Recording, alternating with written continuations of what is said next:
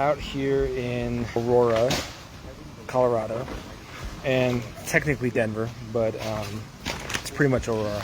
Kind of wanted to talk about the different components of the roof that we put on. I know a lot of the videos I make is usually pointing out a problem, and I will point out a problem here. However, I also want to talk about all the different parts of the roof, because this is a perfect roof to explain that on, because we have a few different parts. We have a slope portion, we have a flatter portion, we have valleys, we have a ridge, we have a chimney.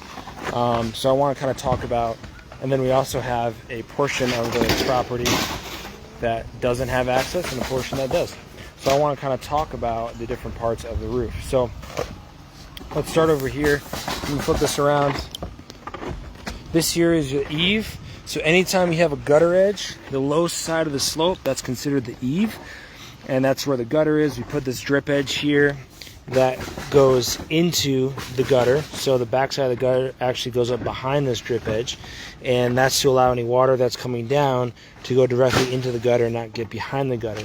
So that's technically a code upgrade. This house did not have drip edge around the entire house. This is called the rake side. So the rake edge is the edge that does not have a gutter, or it's the sloped side. And this did not have any drip edge, and I can prove it because this is the outside of that edge and it's completely painted. And it's painted consistent with the rest of the house. So that's how you know that there wasn't drip edge on there. Code upgrade requires, or building code in general requires, that there is drip edge on this rake edge and on the eave. So we are going to be installing that. Over here at the bottom, along the eave, again, we have ice and water shield. So this ice and water shield prevents ice damming from coming back up underneath the shingles. It goes up quite a ways up here, and it prevents ice damming from going up underneath the shingles and making its way down through the decking and into the attic space. This doesn't prevent ice dams. It prevents the ice dams from causing a leak. We also have it in the valley. So we put it along the eave. We also put it up in the valley as well. And then we overlay that with synthetic felt. So the synthetic felt is an upgrade from the old tar paper, pretty much construction paper. This is completely synthetic. It doesn't tear. It doesn't dry out. It always maintains its water shedding capabilities. Over here on the flat side, this is flatter. What you see, all these numbers here, this is actually the base layer of what is going to be rolled roofing. So when you put down a rolled roofing, you put down a base layer. This is self-adhered base layer. That's why you don't see any nails everywhere. And then they're going to put a top coat on top of this as well, which actually has the granules. So it's going to look different than just a bunch of numbers, obviously. But this is always put in 2 layers. You can put it in 3 layers. A mid-ply is what it's called.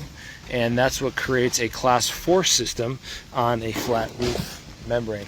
I'm going to go up here and talk about the decking, because this decking is one of the issues that I wanted to address.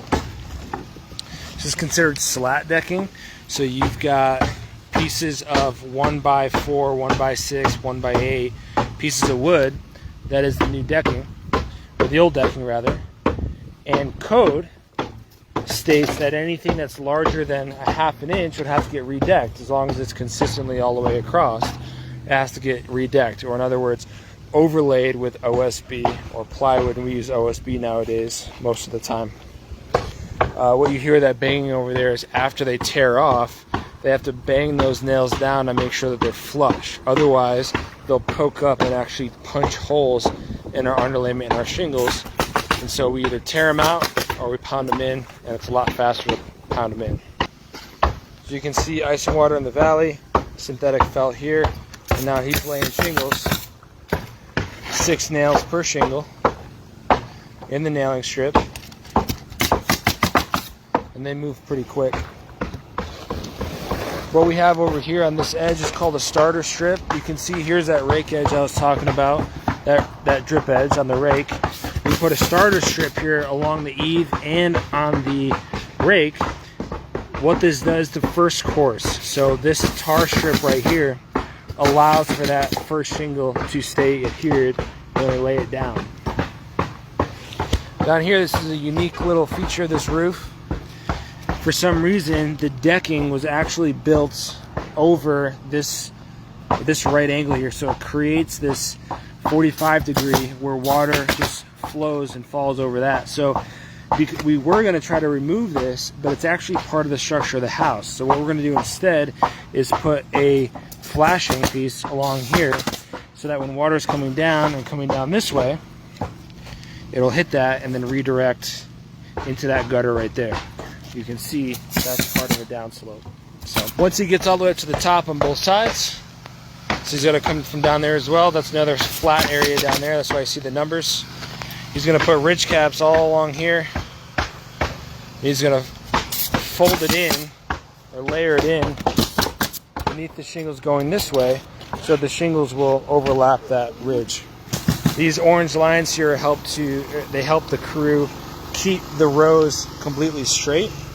Then over here on the chimney, we have a few different features here. So this is counter flashing in a way. It's a version of counter flashing that's specifically designed to fold inside this brick, and so we can't really remove this without damaging the brick, but we do need to have step flashing. So we try to get the step flashing out from underneath, put new step flashing up, fold this back over, and we're probably going to paint it just to make it look a little bit nicer than it does right now.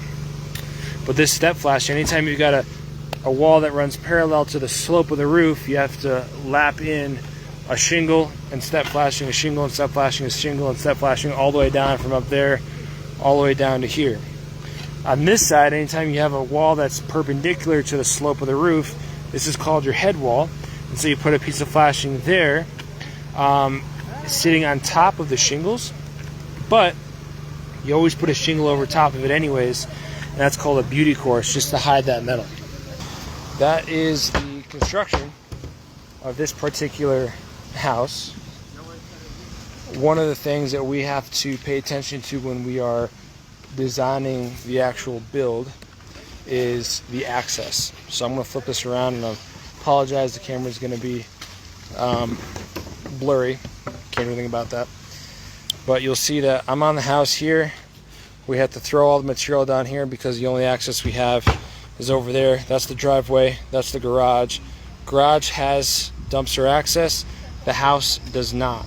So what that means is that everything on the house has to get torn off, thrown onto the ground, onto the tarp on the ground, and somebody down there is always moving that material to the trailer. So the garage has access, we can toss it directly off the garage into the trailer. The house does not. So everything on the house has to get handled twice to get over to the dumpster. So that's a lot of extra labor. So those are the things that we have to plan for when we're looking at a project. Another thing is these trees that are around us. Luckily, they weren't in the way, even though they're completely surrounding this house. The delivery driver was able to still get the material up onto this house.